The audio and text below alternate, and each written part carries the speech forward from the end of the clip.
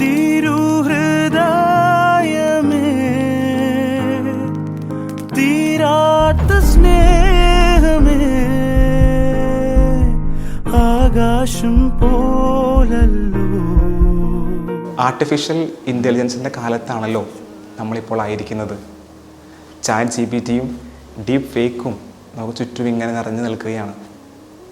നമ്മുടെ പ്രിയപ്പെട്ട ഫ്രാൻസിസ് മാർപ്പാപ്പ ആർട്ടിഫിഷ്യൽ ഇൻ്റലിജൻസിനെ പറ്റി ഒരു സന്ദേശം നൽകിയിരുന്നു.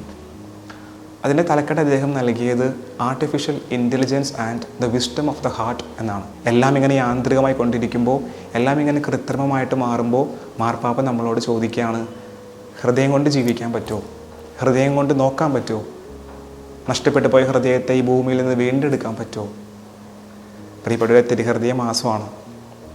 എന്തായിരിക്കും ഈ മാസം നമ്മെ ഓർമ്മപ്പെടുത്തുക?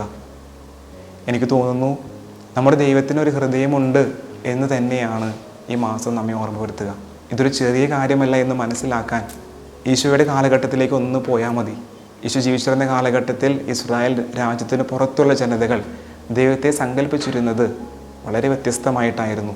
സ്റ്റോയിക് ചിന്തയുമായി സ്വാധീനിക്കപ്പെട്ട് അവർ ദൈവത്തെ മനസ്സിലാക്കിയിരുന്നത് ഒന്നിനാലും സ്വാധീനിക്കപ്പെടാത്ത, വികാരങ്ങളില്ലാത്ത, വിക്ഷോഭങ്ങളില്ലാത്ത ഒരു ദൈവസങ്കല്പത്തെയാണ് അവർ കൈയടക്കിയിരുന്നത്.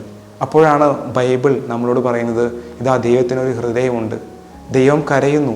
ബൈബിളിലെ ഏറ്റവും ചെറിയ വാചകമാണ് അവൻ കരഞ്ഞു. പക്ഷെ എനിക്ക് തോന്നുന്നത് ബൈബിളിലെ ഏറ്റവും വലിയ വാചകമായി തീരേണ്ടത് അവൻ കരഞ്ഞു എന്നുള്ളതാണ്. ഒരു ദൈവം കരയുന്നു, ഒരു ദൈവം 3 പ്രാവശ്യം വീഴുന്നു, ഒരു ദൈവത്തിന് അനുകമ്പ തോന്നുന്നു. നമ്മുടെ ദൈവത്തിന് ഹൃദയമുണ്ട് എന്നുള്ളതാണ് ഈ മാസം നമുക്ക് നൽകുന്ന ഏറ്റവും വലിയ ആശ്വാസം. അതുകൊണ്ട് ഈ മാസം നമ്മൾ പ്രാർത്ഥിച്ച് ഒരുങ്ങുമ്പോൾ നമുക്ക് എന്താണ് ചെയ്യാൻ പറ്റുക?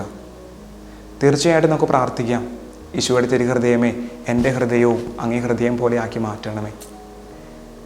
അതോടൊപ്പം തന്നെ എനിക്ക് തോന്നുന്നു യോഹന്നാൻ ശ്ലീഹ വളരെ പ്രാക്ടിക്കലായൊരു കാര്യം നമുക്ക് പറഞ്ഞു തരുന്നുണ്ട്. തൊട്ടപ്പുറത്തുള്ള ആളുടെ ഹൃദയത്തോട് ചേർന്നിരിക്കുക, അവരുടെ ഹൃദയമെടുപ്പുകളെ പരിശോധിക്കുക. യോഹന്നാൻ്റെ സുവിശേഷം 23-ാം അധ്യായം ഈശോയുടെ ഹൃദയത്തിലേക്ക് ചാഞ്ഞിരിക്കുന്ന യോഹന്നാനെ പറ്റി പറയുമ്പോൾ അവിടെ ഈശോയുടെ ഹൃദയത്തെ സൂചിപ്പിക്കാൻ ഉപയോഗിക്കുന്ന വാക്ക് സ്റ്റെത്തോസ് എന്നാണ്. ഈ സ്റ്റെതസ്കോപ്പ് എന്ന വാക്കുണ്ടാകുന്നതും ഈ ഒരു വാക്കിൽ നിന്നൊക്കെയാണ്. സ്കോപ്പോസ് എന്ന് പറഞ്ഞാൽ പരിശോധിക്കുക എന്നൊക്കെയാണ് അർത്ഥം.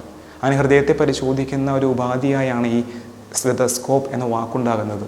നമുക്ക് മറ്റുള്ളവരുടെ ഹൃദയങ്ങളെ അറിയാൻ പറ്റുമോ? അവരുടെ നൊമ്പരങ്ങളെ അറിയാൻ പറ്റുമോ? അവരുടെ വേദനകളെ അറിയാൻ പറ്റുമോ എന്നുള്ളതാണ് യോഹന്നാൻ ശ്ലീഹ നമുക്ക് തരുന്ന ഈ മാസത്തിലെ ഒരു ഹോംവർക്ക്. അതുകൊണ്ട് തിരുഹൃദയ മാസത്തിൽ ഈശോയുടെ തിരുഹൃദയം പോലെ നമുക്ക് ആയിത്തീരാനായിട്ട് പരിശ്രമിക്കാം. അതോടൊപ്പം മറ്റുള്ളവരുടെ ഹൃദയങ്ങളെ അറിയാനും അവരുടെ വേദനകളെ മനസ്സിലാക്കാനും അവരുടെ നൊമ്പരങ്ങളെ കേൾക്കാനും പറ്റുന്ന ഒരു സ്റ്റെതസ്കോപ്പ് പോലത്തെ ഒരു ഹൃദയം നമുക്കുണ്ടാകാനായിട്ട് സാധിക്കട്ടെ. ദൈവം നമ്മെ എല്ലാവരെയും അനുഗ്രഹിക്കട്ടെ. തിരുഹൃദയ വണക്ക മാസത്തിൻ്റെ എല്ലാ മംഗളങ്ങളും ആശംസകളും നേരുന്നു.